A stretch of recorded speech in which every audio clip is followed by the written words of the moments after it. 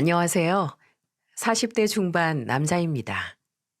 중학생이 된 아들과 천사 같은 아내, 이렇게 세 식구 단란하게 살고 있어요. 정신없이 일만 하다 보니 어느덧 하나 있는 아들이 교복을 입고 학교에 가는 중학생으로 자라 있네요. 이래서 애들은 금방 큰다는 말이 있나 봅니다. 학교 가는 아들 뒷모습을 보면 어린 시절의 사진이라도 많이 남겨둘 걸 싶을 때가 많답니다. 아버지가 일찍 돌아가시고 어렵게 살다 보니 돈이 최고라고 생각했어요. 제 자식에게는 부족한 거 없이 다 해주고 싶은 마음이 그만큼 간절했습니다. 하지만 그러다 보니 제가 아내에게 씻을 수 없는 죄를 진 것 같네요. 이 채널을 처음 알게 된 건 아내 때문이었어요. 저는 아파트 같은 건설 현장에서 타워 크레인 기사로 일하고 있다 보니 긴 시간 집을 비울 때가 많았습니다. 그래서 오늘 제가 우리 아내 고생한 거 다 알고 있다고 진심을 전해주고 싶어서 이렇게 긴 사연을 쓰게 됐어요. 제가 아내를 처음 만난 건 지인의 소개였어요. 사실 아내를 만나기 전에 여자 손도 제대로 못 잡아본 숙맥이었습니다. 20대 초반 연애 같지 않은 연애를 해봤지만 연애 경험이라고 하기도 민망할 만큼 금방 차였어요. 그래서 거의 여자 경험은 없다고 보는 모태솔로에 가까웠습니다. 혈기왕성한 시절에 저라고 노력을 안 해봤겠습니까? 소개팅도 해보고 관심 있는 여자한테 선물도 해보고 할 수 있는 대신은 다 해봤어요. 그런데 하나같이 매몰차게 저를 걷어차더군요.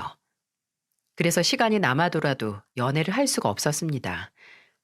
하루는 멍하니 호송세월 보내느니 돈이나 벌어서 고생하신 어머니 호강이나 시켜드려야겠다고 다짐했어요. 확실히 돈이라도 버니까 살맛이 나더라고요. 하지만 공사판에서 일하다 보니 타워 크레인이 눈에 들어왔습니다.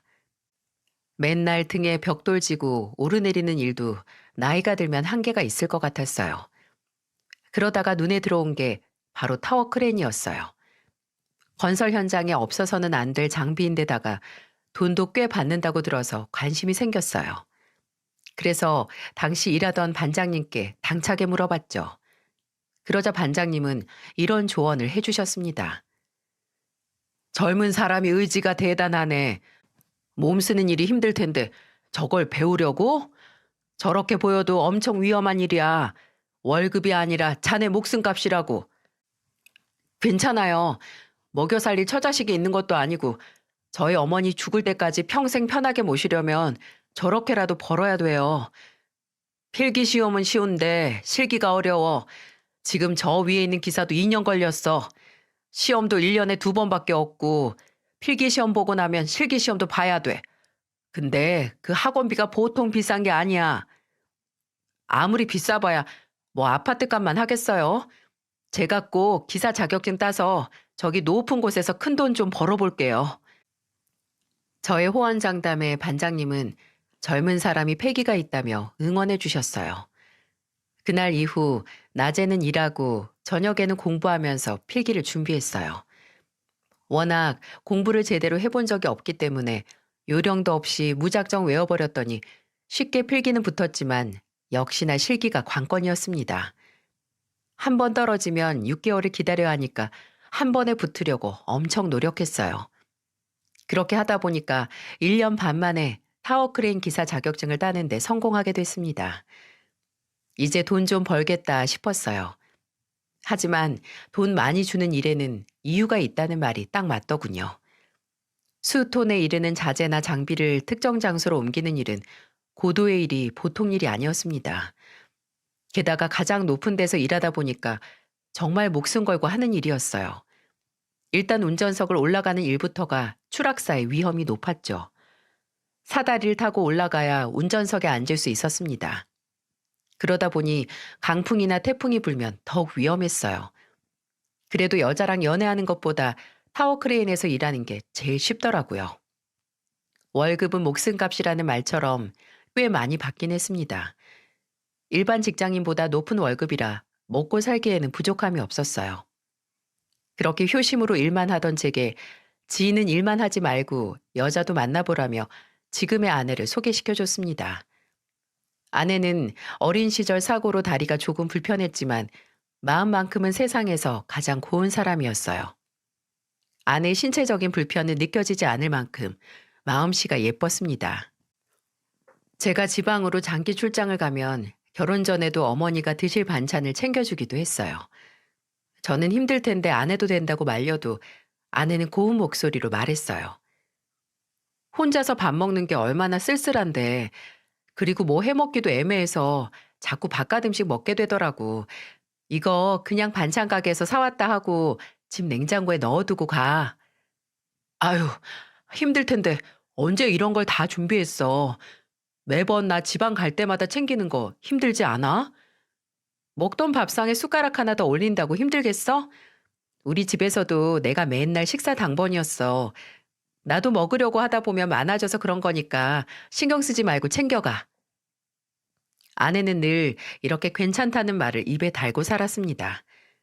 제가 지방으로 떠나면 혼자 계실 저희 어머니까지 생각하시는 사람이었어요. 이런 착한 사람한테 왜 그런 사고가 생겼을까 마음이 아팠습니다. 아내는 어린 시절 사고로 다리를 다쳐서 평생 안고 갈 상처가 생겼던 거였어요. 저는 아내가 왜 이렇게 저희 어머니를 잘 챙겨드리나 의아했는데 아내가 슬픈 목소리로 말하더군요. 우리 엄마 장마철에 급류에 휩쓸려서 갑자기 돌아가셨어. 그렇게 허망하게 엄마 보내고 나니까 있을 때 더 잘해야겠더라. 그때 엄마가 한번 내려오라고 할 때 가볼 걸 다 후회스러웠어. 저는 아내의 깊은 마음씨에 울컥했어요.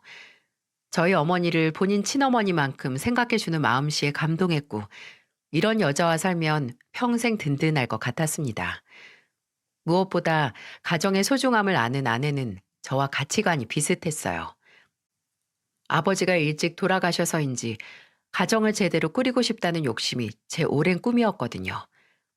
그렇게 아내와 결혼을 준비하게 됐어요. 제일 먼저 처가에 인사를 드리러 가게 됐습니다. 장인어른은 의료사고로 시력을 잃고 홀로 집안에서만 생활하고 계셨어요. 원래도 시력이 안 좋으셨는데 녹내장으로 수술을 받으시다 의료사고로 시력을 잃고 불편한 생활을 하셨습니다. 아내도 병원에 소송도 해봤지만 돌아오는 대답은 장인어른이 운이 없었다는 무책임한 말뿐이라고 하더군요. 저는 이렇게 착한 아내 인생에 풍파가 너무 많아서 듣기만 해도 눈물이 앞을 가렸습니다. 그래서 아내가 저희 어머니께 해주는 것 이상으로 장인어른께 효도하겠다 다짐했어요. 경상도 지리산 근처에 있던 처가댁을 처음 갔을 때 장인어른께서는 바닥을 기어서 나오셨어요. 앞이 보이질 않으시니 걷질 못하셨죠. 저는 기어서 나오시는 장인어른 앞으로 얼른 달려갔습니다. 집안에는 술병이 가득했어요. 집에서 술만 드셨던 건지 조금 취해 있는 상태였고요. 저는 장인어른을 앉혀드리며 인사를 드렸어요. 그러자 장인어른은 갈라지는 목소리로 말씀하셨습니다. 아이고, 우리 사위가 왔네. 내가 사위 얼굴도 못 보고 이런 행색이라 미안하네. 아닙니다. 제가 더 일찍 인사를 드렸어야 했는데 이제 와서 죄송합니다. 다 늙은 사람은 뭐하러 신경 써? 우리 딸한테 그렇게 잘해준다면서 우리 딸이 참 고마운 사람이라고 말하던데 앞으로도 그 마음 하나 변하지 말고 잘 좀 부탁하네. 걱정 마세요. 아버님, 우선 이쪽으로 좀 앉으세요. 제가 좋은 고기 사왔어요. 저는 아버님이 드실 만한 연한 소고기를 사와서 같이 먹을 생각이었어요. 아내는 금방 상 차려 오겠다며 주방으로 갔고 저는 장인어른과 둘만 거실에서 진솔한 이야기를 나누게 됐습니다. 아버지 빈자리를 일찍 알게 된 저는 처음 보는 장인어른이 괜히 애틋했어요. 조심스레 장인어른의 손을 잡아드렸죠. 그러자 장인어른도 제 손을 잡고 다른 손으로는 어깨를 두드리셨습니다. 우리 딸 잘 부탁하네. 못난 아비 만나서 고생 많이 했어. 그렇게 고생하면서도 싫은 소리를 한 번 안 한 착한 딸이야. 내 딸이라서가 그런 게 아니라 정말 효녀야, 효녀. 이 동네 사람들은 다 알 정도로 착한 딸이야. 걱정 마세요. 그건 제가 가장 잘 알고 있어요. 그래서 저도 아버님께 정말 잘해드리고 싶고요. 아들 생겼다 생각하시고 드시고 싶은 거나 가고 싶은 곳 있으시면 언제든 편하게 말하세요. 나는 뒷방 늙은이야. 나 신경 쓰지 말고 우리 딸 정말 잘 부탁할게. 내 목까지 좀 잘해줘. 아버님, 저한테는 은혜 씨만큼이나 아버님도 중요한 분이세요. 제가 자주 내려와서 같이 술동무도 해드리고 같이 노래도 불러드릴게요. 이제 가족이나 다름없는데 전화도 자주 드리고 제가 아버님 아들 같은 벗이 되어드릴게요. 장인어른은 제 말에 눈물을 쏟으셨어요. 저는 장인어른 옆에 있던 잔에 술을 한 잔 따라드렸어요. 한참을 말없이 눈물을 닦으시던 장인어른은 목이 메이는 목소리로 말을 이어하셨습니다. 우리 딸이 몸이 좀 불편한데 그걸 알고도 결혼 결심한 거지? 평생 저렇게 살 텐데 괜찮은 건가? 아버님, 몸이 불편한 건 창피한 게 아니에요. 옆에서 잘 챙겨주면 충분히 똑같이 살 수 있어요.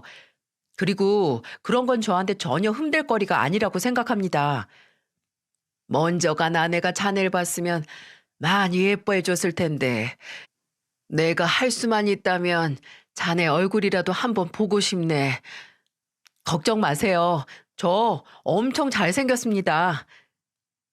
저는 장난스럽게 장인어른에게 답변을 드리고 주방으로 가서 아내와 저녁상을 거실로 가져왔어요. 장인어른은 오랜만에 냄새만 맡아도 배부르시다며 좋아하셨어요. 밥 먹는 게 불편하신 장인어른 옆에서 반찬을 놔드리며 같이 먹었습니다.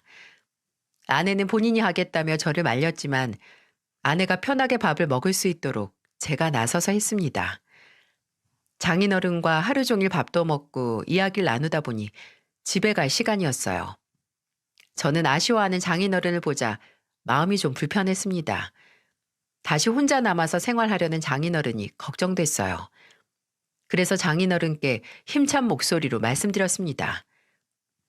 아버님, 저 또 올게요. 혼자서라도 자주 올 테니까 건강히 계세요. 안 와도 괜찮어. 요즘 나라에서 자원봉사자들도 매일 보내주고 다 챙겨줘. 그러니까 난 신경 쓰지 말고 열심히 할 일들 잘하고 있어. 마지막까지 장인어른은 본인은 걱정 말라며 저희를 안심시켜 주었어요. 그날 장인어른은 저에게 끝까지 고맙다는 말을 반복해서 하셨습니다. 장인어른만 남겨두고 가려니 발이 잘 안 떨어졌어요. 아내는 그런 제 마음을 눈치채고 서둘러서 가자며 저를 이끌었습니다. 집으로 돌아가는 길에 아내는 제게 고맙다며 진지한 목소리로 말했어요. 나는 한 번도 우리 집이 창피했던 적 없어. 나를 낳아주시고 키워주시면서 아버지도 정말 노력 많이 하셨어. 죄를 지은 것도 아닌데 창피할 게 뭐가 있어. 고마워. 있는 그대로 우리 집 좋게 봐줘서 앞으로 당신한테 할 수 있는 최선을 다할게. 우리 진짜 열심히 잘 살자. 저는 아내와 함께라면 정말 제대로 살아볼 자신이 있었어요. 그래서 아내에게 저만 믿으라면서 큰 소리를 쳤습니다. 이렇게 심성 고운 아내를 세상으로부터 지켜주고 싶다는 생각이 들었습니다. 하지만 둘만 잘 살겠다고 다짐한다고 잘 살 수 있는 게 아니었어요. 처음에 제가 아내와 결혼하겠다고 했을 때 얼굴도 안 보려고 하실 정도로 반대가 심하셨습니다. 집 근처까지 왔다가 문도 안 열어주셔서 결국 돌아가곤 했어요. 미리 어머니께 아내의 가정사와 신체적인 불편에 대해 알려드렸는데 듣자마자 역정을 내셨습니다. 저는 일단 아내를 만나보면 생각이 달라지실 거라고 했지만 어머니는 끝까지 반대하셨어요. 하지만 어머니가 아무리 반대를 하셔도 아내와 저는 반대를 무릅쓰고 결혼해야만 했습니다. 아내와 제 사이에 새 생명이 찾아왔고 저희는 이 생명을 낳아서 잘 키우기로 했거든요. 아내도 어머니의 반대를 이해한다며 꼭 허락받고 결혼하자며 저를 다독였습니다. 그러다 이대로 마냥 미룰 수 없어서 무작정 어머니를 찾아가서 무릎을 꿇고 말씀드렸어요. 하지만 어머니는 옆에 아내도 있는데 모진 말을 쏟아내셨습니다. 내가 널 어떻게 키웠는데 뭐가 모자라서 이런 집구석에 장가를 가? 이런 죽 써서 개 주는 상황이 어딨냐고. 그 집구석 바람 잘 날 없는 거 그거 저주받은 거야. 안 그러고서야 온 가족이 그렇게 될 수가 있겠냐고. 듣기만 해도 재수없어 원. 어머니의 반대를 이해 못하는 건 아니었지만 아내도 옆에 있는데 너무 심하다고 생각했어요. 그래서 저는 어머니의 말에 더 큰 소리로 말했습니다. 엄마가 저 소중하게 키워주신 것처럼 이 사람도 귀한 집 자식이에요. 말씀을 그렇게 하시면 어떡해요? 내가 뭐 틀린 말 했냐? 나는 절대 용납 못하니까 나가. 당장 나가. 집 밖으로 나가라며 등을 더미는 어머니에게 저는 주머니에 있던 사진을 한 장 꺼내서 내밀었어요. 그 사진은 초음파 사진이었습니다. 어머니는 초음파 사진을 보시더니 허망한 표정을 지으셨어요. 그리고는 화가 잔뜩 난 얼굴로 제 뺨을 내리치셨습니다. 내가 널 어떻게 키웠는데 네 아빠 먼저 죽고 내가 시장 바닥에서 과부 소리 들으면서 키웠는데 날 이렇게 배신해? 어머니는 악을 쓰면서 울부짖으셨어요. 아직도 그때가 생생할 정도로 어머니는 슬프게 우셨습니다. 어느 정도 예상은 했지만 이렇게 극심한 반대를 예상하지 못했어요. 어머니께 결혼 허락받는 게 정말 어려웠습니다. 게다가 어머니는 저한테만 화를 내시다가도 옆에 있던 아내를 보면서 심한 말들을 하셨어요. 너 이름이 뭐라고 했지? 저는 박은혜입니다. 은혜? 그 재수없는 팔자에 축복은 받고 싶었나 보네. 너는 양심이 있니 없니? 엄한 남자 팔자 막는 것도 유분수지. 내 아들 앞길 막으려고 작정했어? 네 몸이 불편하면 너처럼 불편한 남자를 만나야지. 왜 멀쩡한 내 아들 만나서 왜 이 사단을 만들어? 저는 옆에서 듣고 있다가 더 이상은 참을 수가 없었어요. 무엇보다 임신 중이었던 아내가 정신적으로 스트레스를 받을까봐 걱정이 됐습니다. 저는 어머니가 아내에게 손가락질을 하며 화내시길래 사이를 가로막으면서 말했어요. 어떻게 면전에 대고 그런 소리를 하세요? 저는요, 엄마가 반대해도 이 결혼 꼭 할 거예요. 이 사람 지금 임신 중이에요. 더 이상 이런 소리 들으러 못 와요. 생각 바뀌시면 그때 정식으로 다시 찾아뵐게요. 당황한 얼굴로 저를 바라보는 아내를 이끌고 밖으로 나왔습니다. 결국 결혼 허락도 받지 못하고 아내와 집을 나와야만 했어요. 아내에게 너무 미안해서 고개를 들 수가 없었습니다. 아내는 제가 고개도 못 들고 울기만 하자 되려 저를 달래주더군요. 그리고는 등을 어루만지며 말했습니다. 당신 속상하겠지만 우리가 어머님 이해해 드리자. 그래도 언젠간 이해해 주시겠지. 우리 꼭 어머님 모시고 결혼식 할 때까지 시간을 좀 드리자. 결혼 허락도 못 받고 험한 소리만 듣다 나온 아내는 저를 위로하며 어머니를 이해하자는데 더 미안했어요. 정말 이렇게 생각이 깊은 사람이 또 있을까요? 저희는 결국 어머니의 허락을 받기 전까지 결혼식은 미루고 우선 동거를 시작했어요. 우선 가진 돈으로 작은 집을 얻어서 생활을 시작했습니다. 임신한 아내를 홀로 두고 멀리 일하러 가는 게 신경 쓰여서 저는 최대한 집 근처에서 할 수 있는 일들을 찾아다녔어요. 둘만 있는 집에 저마저 없으면 아내가 외로울 것 같았습니다. 외롭지 않게 해주겠다고 큰 소리 쳤는데 홀로 두고 싶지 않았어요. 하지만 제가 아무리 챙겨준다 해도 친정엄마처럼 세심하게 챙겨주는 건 역부족이었습니다. 그렇게 3개월을 부족한 대로 서로 만족하며 살고 있는데 어머니가 찾아오셨어요. 저는 어머니를 보자 또 무슨 소리를 하러 오신 거냐며 화를 냈습니다. 그러자 어머니는 제 모습을 보고 한숨을 내쉬며 말씀하셨어요.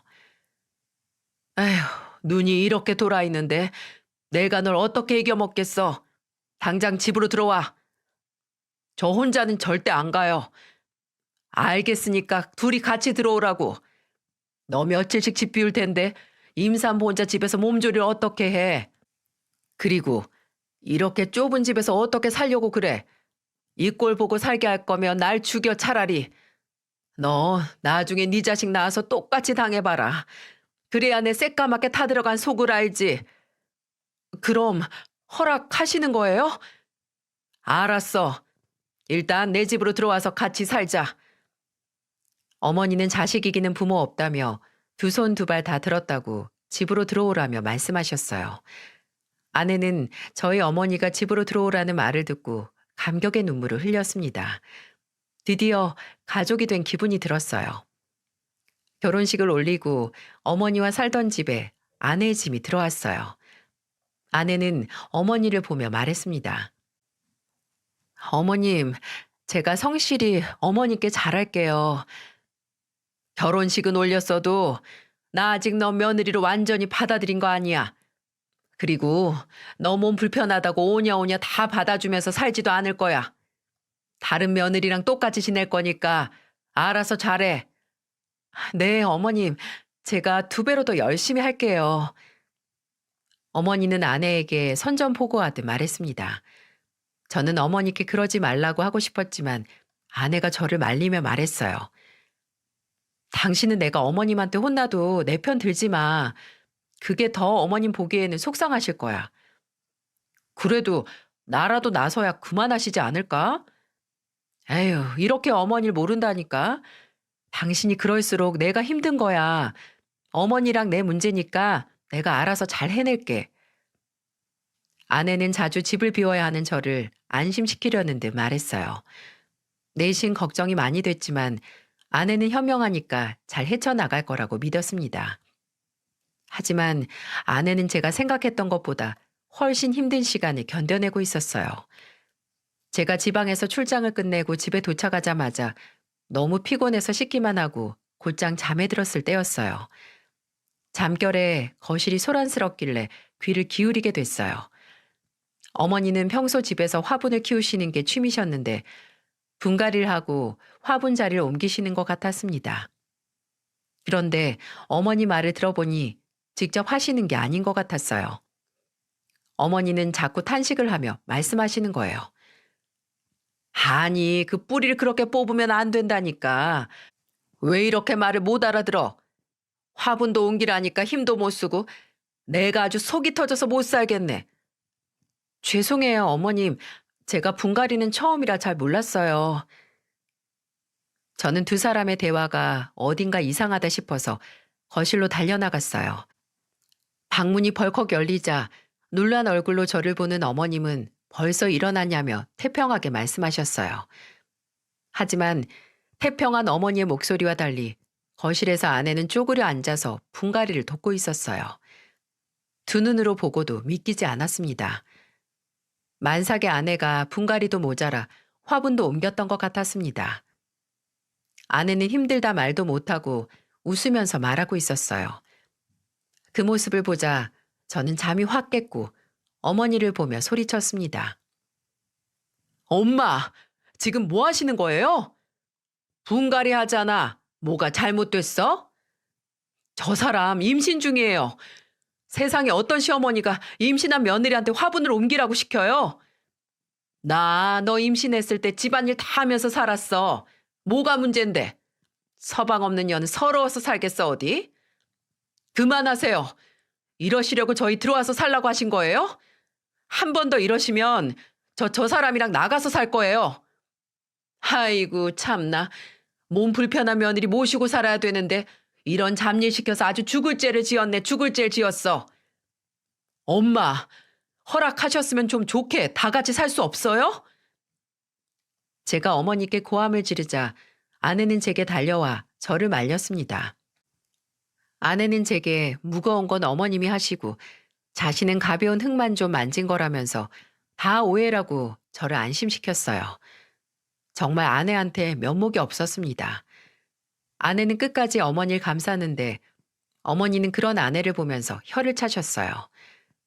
어머니는 정말 처음으로 했던 거라면서 앞으로는 절대 무거운 걸 옮기는 일은 안 시키겠다고 약속까지 하고는 그날은 그렇게 정리가 됐습니다. 하지만 어머니는 정말 끝까지 아내에게 모질게 구셨어요. 그 이후로도 아내는 집안일부터 시장 보는 일까지 전부 다 혼자서 도맡아 했습니다. 힘든 내색 한 번 없이 어머니 원망 한 번 하지 않고 자신을 받아들이신 것만으로도 만족한다며 자신은 괜찮다고 말했어요. 너무 미안해서 저는 밤잠을 줄이고 일을 조절하면서 아내 옆에 있으려고 애를 썼습니다. 그때는 아이가 태어나면 어머니도 달라질 거라고 생각했어요. 하지만 어머니는 쉽게 달라질 뿐이 아니었습니다. 아내는 임신 중에도 시집살이를 모두 견뎌내고 건강한 아들을 낳았어요. 사람은 자식을 낳아봐야 어른이 된다고 하잖아요. 결혼했을 때도 못 느껴본 복합적인 감정이 느껴졌어요. 품에 작은 아이를 안아보니까 더 열심히 살아야겠다는 욕심이 생겼어요. 그래서 줄였던 일을 다시 더 많이 하게 됐습니다. 어머니도 손자가 생겼으니까 예전처럼 함부로 못할 거라고 생각했어요. 하지만 어느 날 제가 집을 떠나 있는 동안 아내와 전화 통화를 자주 했는데 아내가 전화를 안 받는 겁니다. 그래서 불안한 마음에 몇 번 더 해보니 아내가 전화를 받았는데 울먹이는 목소리였어요. 당신 울었어? 무슨 일이야? 우리 엄마가 또 그런 거야?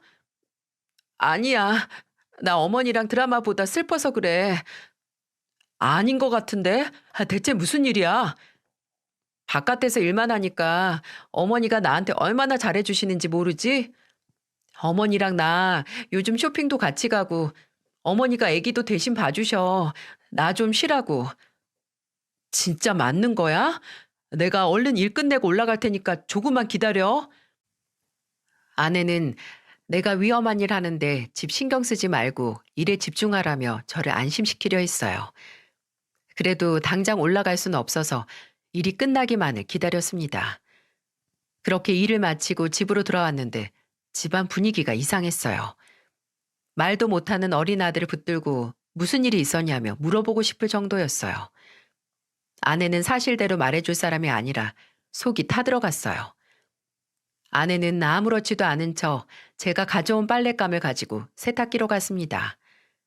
어머니도 저보고 고생했다며 어서 밥 먹으라고 주방으로 이끌었어요. 그런데 어딘가 이상했습니다. 식탁 유리에 금이 가 있었는데 테이프로 붙여놓은 게 보였어요. 어머니는 그냥 무거운 걸 떨어뜨렸다며 제게 둘러대셨어요.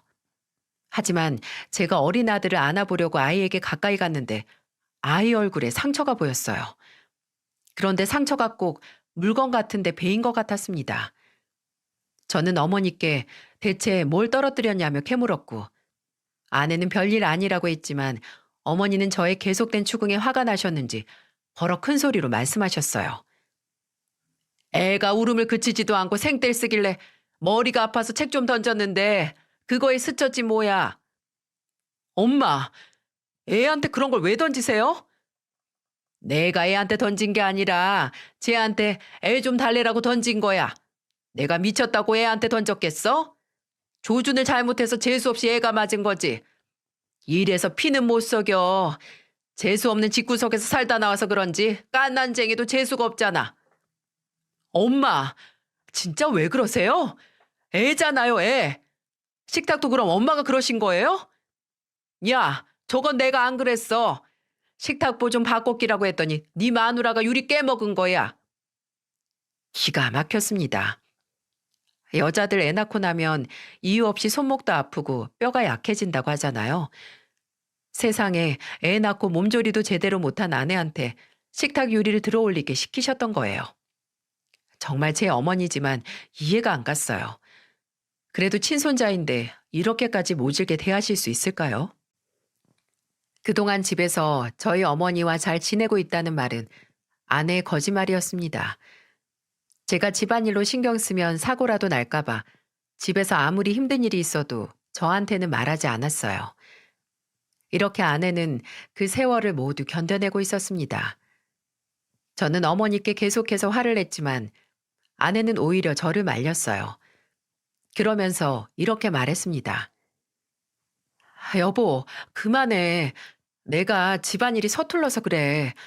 어머니가 평소에는 안 그러시는데 당신만 오면 일부러 더 세게 말씀하시는 거야. 평소에는 정말 잘 알려주셔. 근데 내가 잘 못 따라하니까 답답하셔서 그래.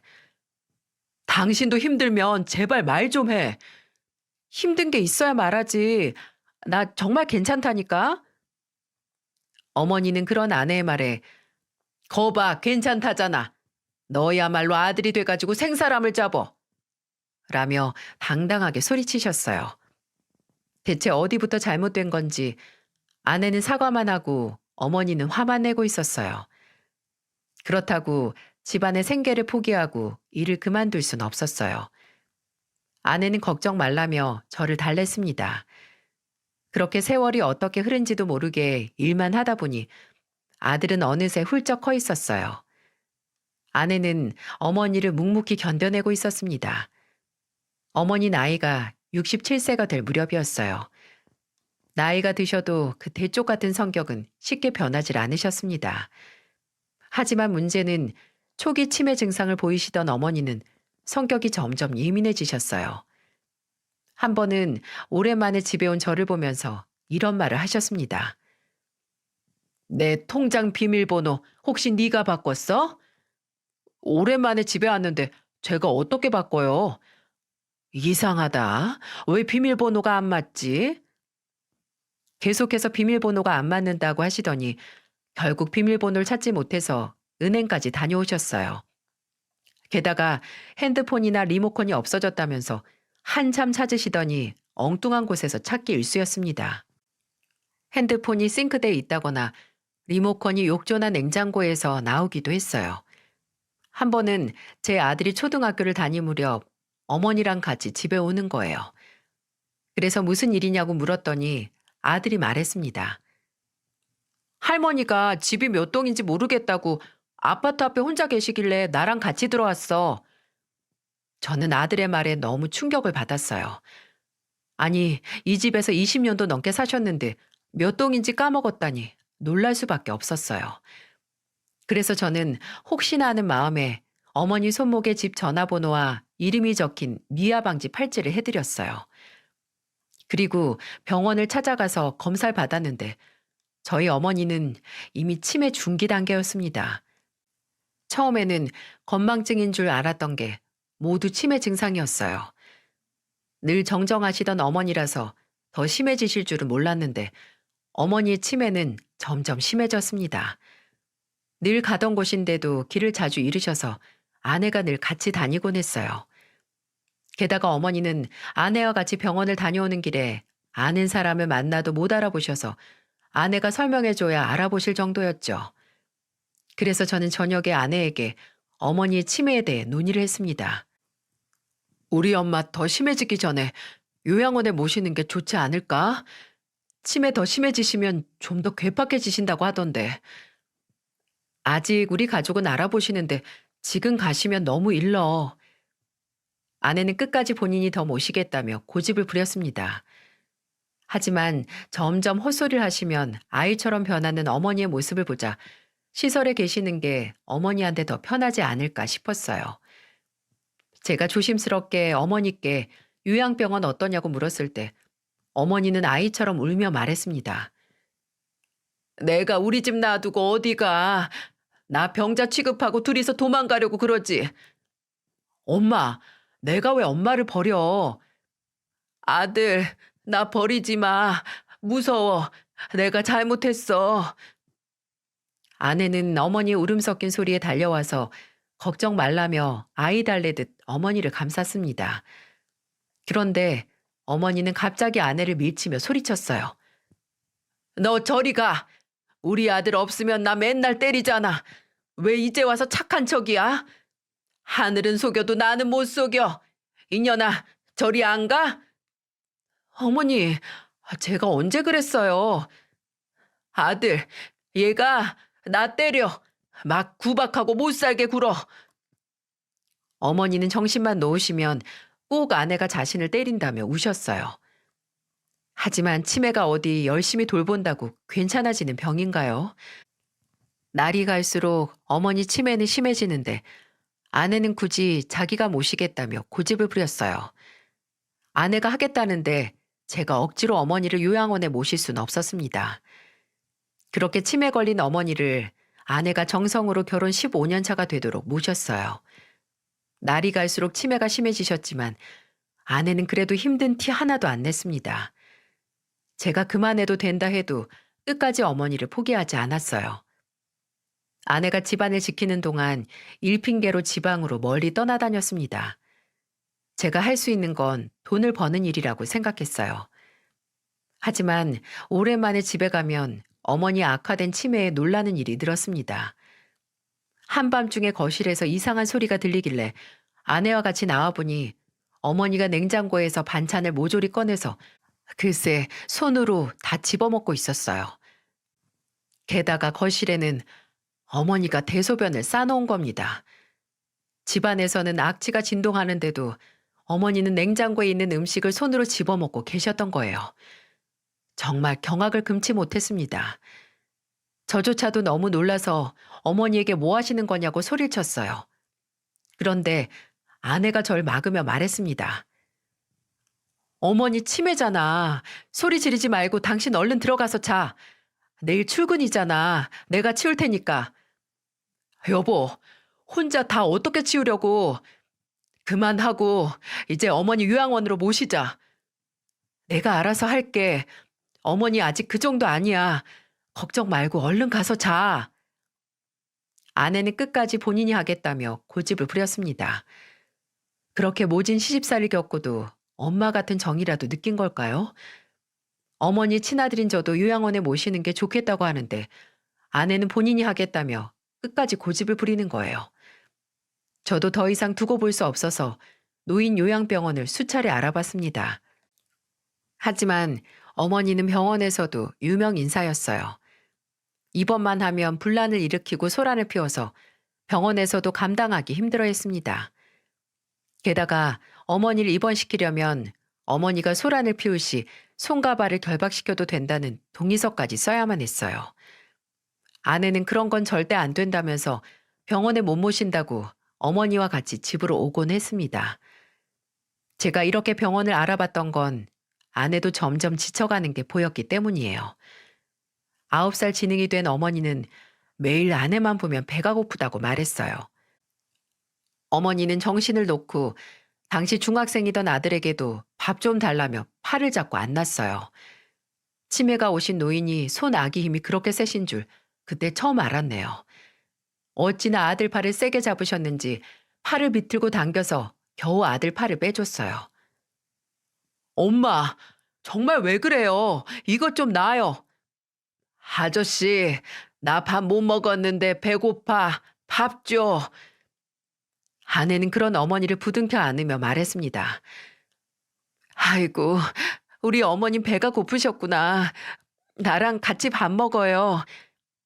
이 나쁜 년이 내 밥 다 먹고 모른 척하네. 아까 2공기나 드렸잖아요. 또 차려드릴 테니까 이리 오세요. 예전보다 깊은 한숨을 쉬는 아내를 보자 점점 속상했습니다.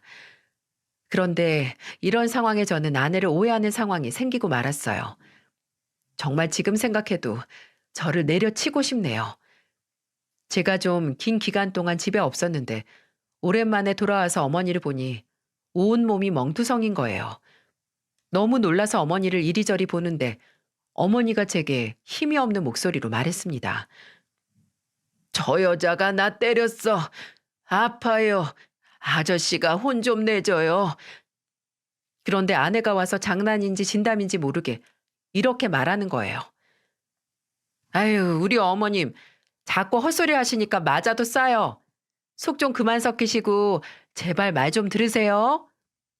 순간적으로 혹시 아내가 저희 어머니를 정말 때리고 있는 건 아닐까 싶었습니다.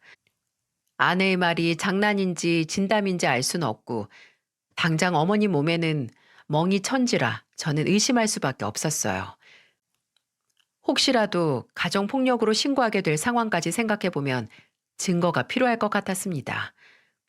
저도 이렇게 생각하고 싶진 않았지만 당시의 어머니 몸 상태는 여기저기 다 맞은 것 같았어요. 게다가 방 한구석에는 밥풀이 있는 개 밥그릇도 보였거든요. 항상 배고프다고 울부짖는 어머니의 말들이 떠올랐어요. 혹시나 정말 어머니한테 개밥 주듯이 준 건 아닐까 의심스러웠습니다. 의심이 한 번 드니까 걷잡을 수 없었어요. 그래서 저는 출장을 앞두고 소형 카메라를 사서 거실에 설치해뒀습니다. 섣불리 물어볼 수도 없고 오해일 수도 있어서 저는 혼자 알아보려고 했어요. 그렇게 카메라를 두고 일을 마치고 돌아온 저는 설치했던 카메라를 확인하고 눈물을 흘렸습니다. 잠시라도 아내를 의심했던 제가 너무 창피했어요. 영상에는 힘없이 축 늘어진 어머니가 혼자서 이리저리 넘어지시는 거예요. 힘이 없으니 문지방과 벽에 사정없이 부딪히셨고 당연히 멍이 들 수밖에 없었죠. 게다가 어머니는 혼자서 자신의 몸을 마구 내리치셨어요. 제 두 눈으로 보고도 믿기지 않았어요. 게다가 어머니는 어릴 적 키우던 강아지가 생각나셨는지 개밥그릇을 아내에게 들이밀며 말했어요. 아줌마, 여기다가 밥 좀 줘요. 나 배고파. 여기 밥 좀 줘. 어머님, 그거 아무리 새 그릇이라도 개밥그릇인데 여기 밥상에서 드셔야죠. 안 먹어.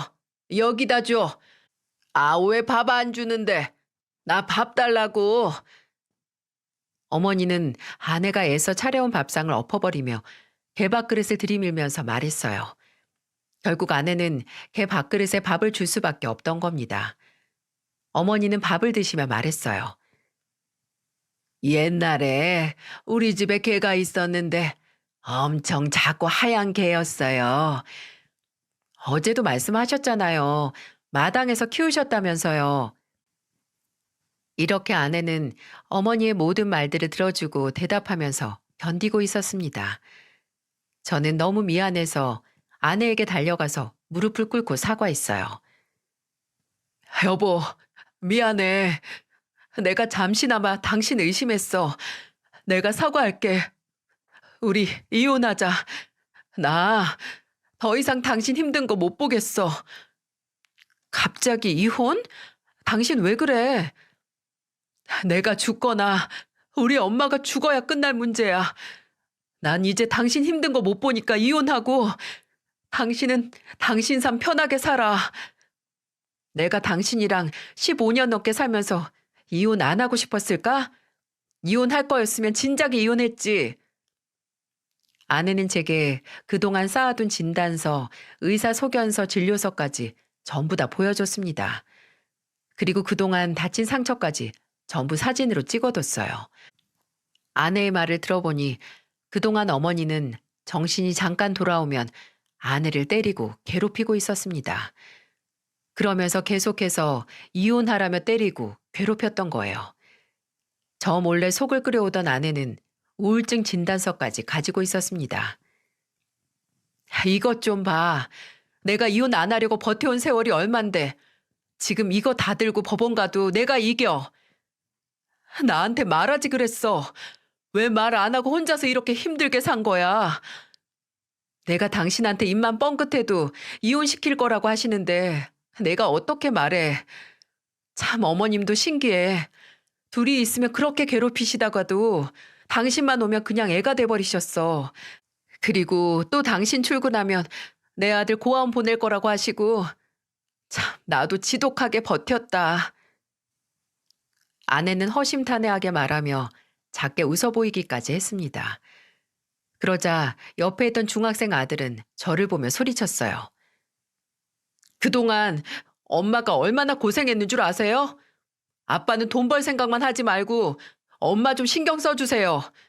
엄마 잘못되면 아빠도 안 보고 살 거예요. 저는 아내와 아들 앞에서 고개도 못 들고 하염없이 미안하다며 울었습니다. 그 어떤 변명도 못하고 미안하다는 말만 내뱉었어요. 그런데도 아내는 오로지 저만 믿고 치매 어머니를 모셨던 거예요. 진심도 모르고 저는 아내를 의심하고 있었다니 정말 제 스스로가 한심해서 견딜 수가 없더라고요. 아내는 하염없이 우는 저를 보며 말했어요. 나도 당신이랑 이혼하려고 이런 거 모으면서 고민도 해봤어. 근데 어쩌겠어. 당신은 죄가 없고 살다 보면 어머님도 마음이 풀리시겠지 하고 지금까지 버틴 거야. 정신 돌아오면 우리 며느리 고생했다. 이 말 한마디 듣고 싶었는데 저렇게 어린애가 돼버리셨으니 다 틀렸지 뭐. 저는 아무 일도 아니라는 듯 말하는 아내가 그동안 얼마나 속이 상했을까 미안했습니다. 저렇게 가볍게 말하기까지 얼마나 힘들었을까요? 전 아내를 위해서라도 당장 일을 그만두려 했어요. 그러자 아내는 저를 말리며 말했습니다. 가장이 돈 안 벌면 누가 돈 벌어와. 집안일은 제발 나한테 맡기고 당신은 돈이나 벌어와. 그래야 고기도 먹고 살지. 그날 아내는 저를 달래주며 괜찮다고 다독였습니다. 정말 아내에게 미안했어요. 지금 사연을 쓰면서도 너무 미안해서 얼굴이 다 화끈거릴 정도랍니다. 끝까지 요양원에는 안 모시겠다는 아내의 고집을 꺾지 못했고 저는 일을 줄이고 아내와 같이 어머님을 같이 돌보곤 했습니다. 그렇게 저와 아내의 지극정성으로 어머니는 2년이나 더 사시고 돌아가셨어요. 아내는 끝까지 어머니를 원망하거나 미워하지 않았습니다. 장례식 마지막 날에 아내는 어머니를 영정사진을 보며 말했어요.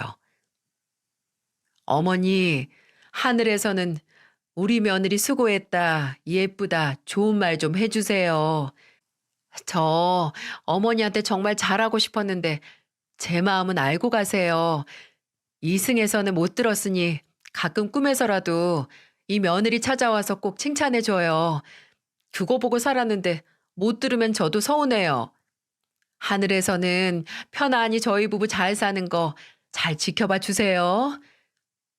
아내는 미운 정이 들었는지 눈물로 어머니를 보내드렸습니다. 긴 사연 다 듣고서 저런 무능한 남편이라며 욕부터 나오시죠? 제가 생각해도 무심했던 것 같아요. 아내가 잘하니까 너무 아내만 믿기도 했고요. 저는 방관자였습니다.